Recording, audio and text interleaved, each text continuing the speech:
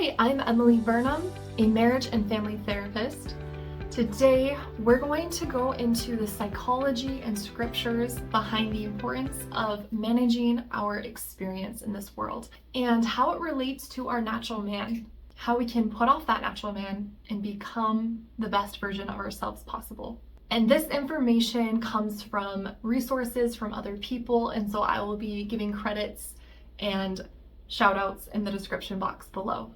We're going to start with a couple of scriptures about the importance of our thoughts. What we know is that our thoughts are different than God's thoughts. Isaiah 55:8-9 teaches, God is speaking, he says, "My thoughts are not your thoughts." And he shares that his thoughts and his ways are higher than our thoughts and our ways. And what this teaches us is that we cannot comprehend all that God does, right? Like his ways and his thoughts, like his very way of being is higher than us. He can see more, understand more, and at our very best, we're incomplete. At our very, very, very best, we can't see the full picture.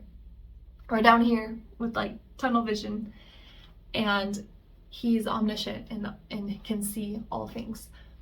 And at worst, we are just completely wrong. We are just completely false in our thoughts. Here we have at best, our thoughts are incomplete. And at worst, our thoughts are just false. Here we have this precedent set where we are incomplete in the way we think. And that often can trap us in this very fixed and rigid way of thinking that can block us from connection, block us from healing, block us from growth, and block us from truth. And then we further learn that God teaches us through his prophet in Mosiah chapter 4, verse 30, we are commanded to watch ourselves, to watch our thoughts, our words, our deeds. And if we don't, then we perish. And so in this verse, it's teaching us that we have to actively watch our thoughts, that we need to look at them, weigh them, manage them. Part of this scripture that I really love is it's teaching us that our thoughts are just thoughts that need to be monitored and watched. They're not true. When we have a thought or something enter our brain, it may come from us just randomly, it may come from God, it may come from the adversary. And so we need to be discerning if it is true, if it's full of error, if it is serving us, if it isn't serving us. What this means is that all of our thoughts are not facts. They're just thoughts. When we watch them, when we manage them, when we discern them, we're taking this active role in our lives to weigh them and to see if they are true, to see if they are making us better. We are looking at who am I because I believe this thought. We're looking at who would I be if I didn't believe this thought, so that we can have a more conscious, intentional, active part in our experience, which allows for change, repentance, growth. In order for us to have higher thoughts, to become more and more like God each day, in order for us to watch our thoughts, that requires mindfulness. It requires moments of stillness, to ponder, to watch, to reflect. And in this go world where, busyness really is often a badge of honor, we don't have a lot of time to do that. But we have to practice it because it doesn't come naturally. In fact, what does come naturally is our natural man. And we learned just in the previous chapter of Mosiah 3:19, we learned that the natural man is an enemy to God. God invites us, he asks us to put off that natural man, to become a saint, to become like him. But what exactly is the natural man? What does that look like? What is so cool is that science and research have clearly defined parts of the natural man. And so in my own words, if I could tell you what the natural man is, it is the parts of our brain that work unconsciously. And what I mean by that is researchers, they have named the innermost part of our brain, the center of it, the primitive brain. This part of the brain is in charge of the very things that keep us alive. And all of these things that keep us alive happen outside of our conscious. When was the last time that you had to think about making your heart beat? Right? It just happens. You don't have to think about it. You breathe, you blink, your blood is regulated, your brain is firing. All of those things happen outside of your conscious awareness, and thank goodness for that, because you don't want to just accidentally forget to breathe or accidentally forget to beat your own heart and then die. So the primitive brain, which is in charge of keeping us alive, has three main goals that we're going to talk about that kind of make up what we could define as the natural man. The first goal is to maximize efficiency of how energy is used. Because we use up resources, it takes glucose to fire these brain cells, it takes energy to live, we have to eat, and then it has to be replaced when we use it. Because we want to survive, we want to maximize, use as least amount of energy as possible to maximize output. And just in general, we work like that with anything. What's the least amount of time I can give to working that's still going to maximize how much money I get, right? Like, what's the least amount of effort we can give with the most gain? We're just kind of wired like that as humans. And this is very beneficial for us. We see this when we're learning a new habit. The first time that you learn to tie your shoe, or the first time that you learn how to drive, it takes all of your attention. You have to think so hard about it. When you're driving, merging on the freeway, you're like, don't talk to me, turn off the radio. Like, I need all of my attention to make sure I don't crash into any cars, no one crashes into me. Like, it takes all of your attention.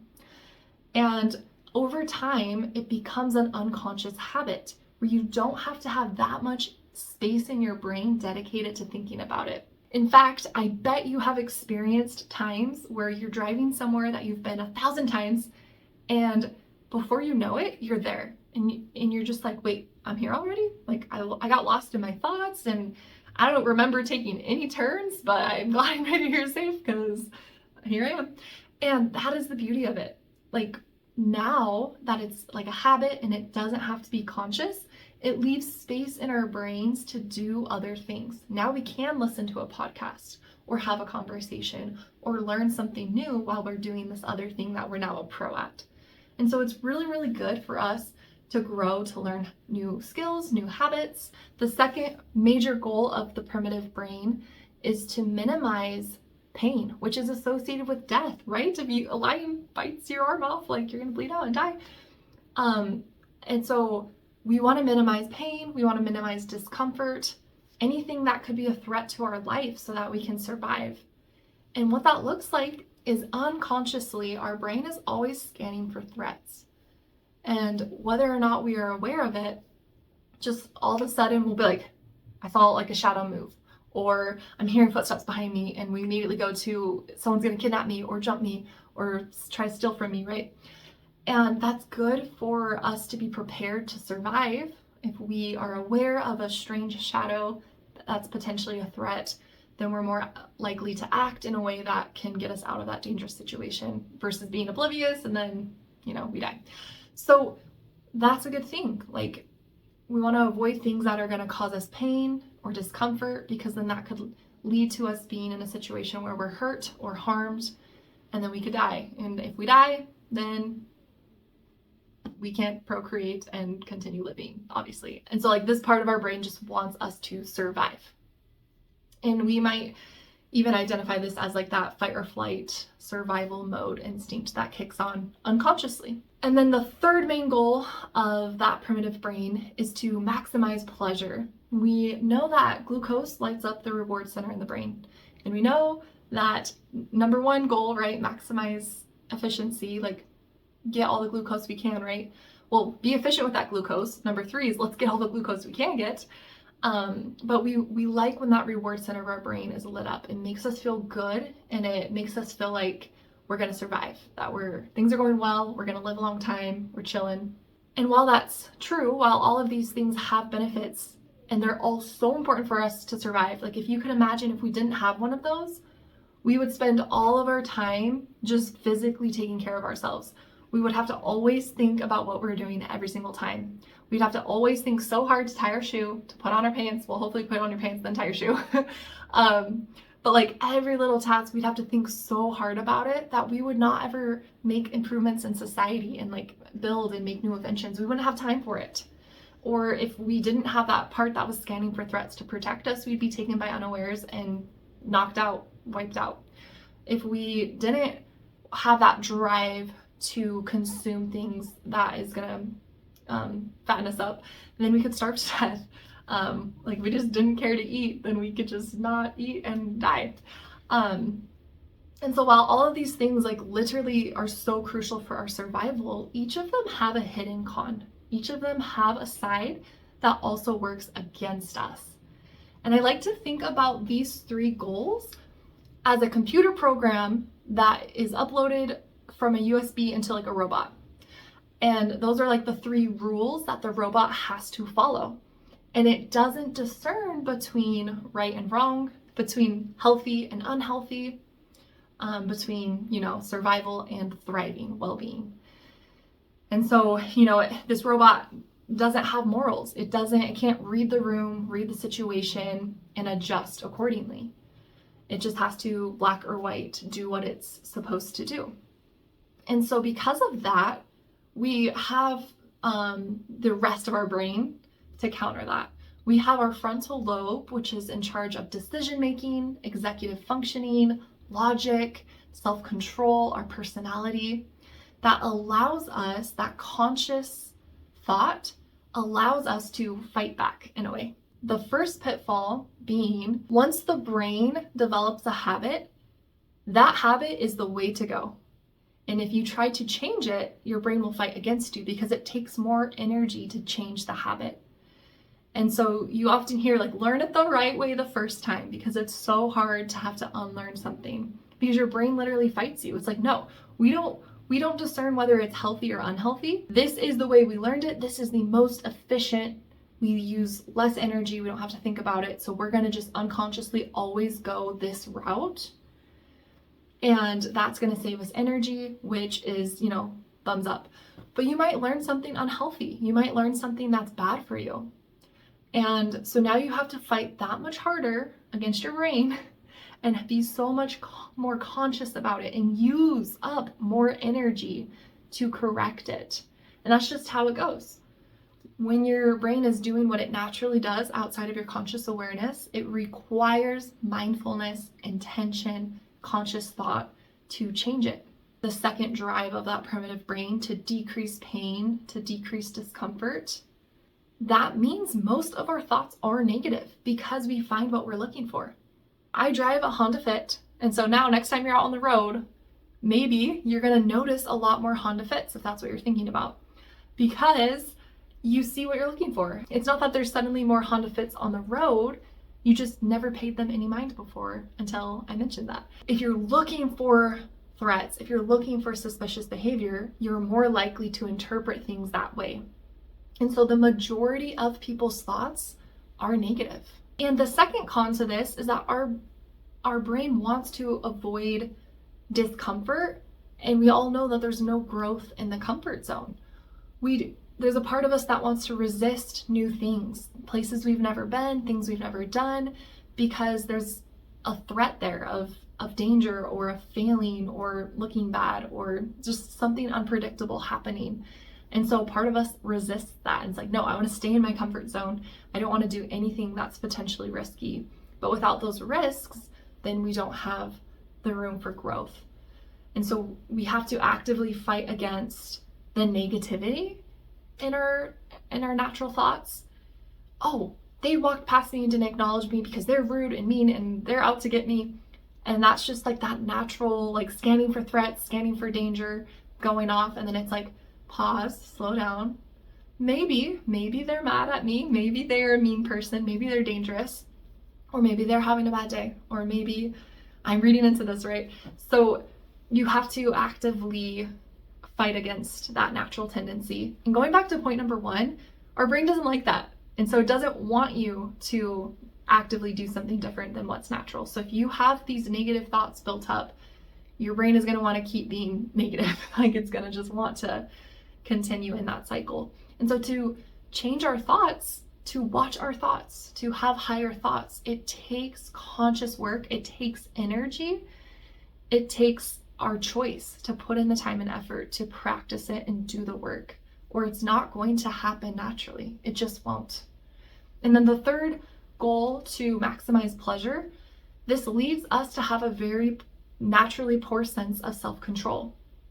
For me, when I open up, that bag of chips, I'm like, I want to eat all the chips. Not just one, not just two. Like, I want to eat until it's gone because my brain likes it. And so we want to eat all of the chocolates, all of the chips. We want to play video games all day. We get caught scrolling on social media and we're like, oh shoot, an hour or two have passed. And because of that, we have to actively exercise self-control. We have to monitor ourselves. With the second goal, we have to maybe push ourselves outside of our comfort zone. And with goal number 3, we have to rein ourselves in and exercise that self-control, or we're going to end up being very overweight, very unhealthy, very unproductive.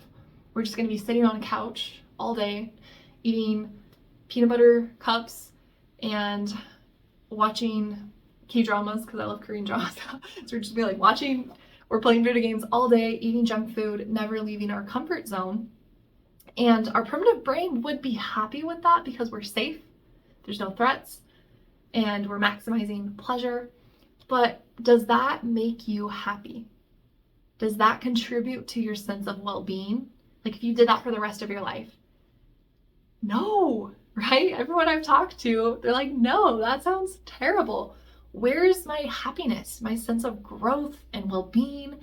It comes from improvement. It comes from growth. It comes from taking those risks, learning from those mistakes. And so in order to be happy, we can't let our natural primitive brain win. We have to put it off and consciously make choices against those negative parts of the brain. And so it's kind of like this war between this part of us that just wants to keep us alive, but it's to the extreme because it doesn't have conscious thought. So it's always unconsciously pushing us to do those things to the extreme. And then the part of us that does have that conscious awareness, the part of us that allows us to make choices, to have agency, to do something different. And it's kind of like this opposition that we need in order to have choices, which is so cool. But we'll get into that. We'll get into that concept more in a future video. But with all of this, I want to invite you to do the work necessary to put in the effort, to be willing to be uncomfortable, to get outside of your comfort zone, to spend energy on this, to make time to ponder, to practice, to be mindful, to slow down, to be still, because that's how we're going to set the foundation for our personal growth. And together we're going to learn how to manage the brain, how to manage our experience so that we can become more like God. We can put off that natural man and become more godly as we are empowered. We have a greater sense of our agency and our ability to be in control of our own lives. We're going to learn how to act and not be acted upon. So stay tuned, and I look forward to continuing to learn and grow with you.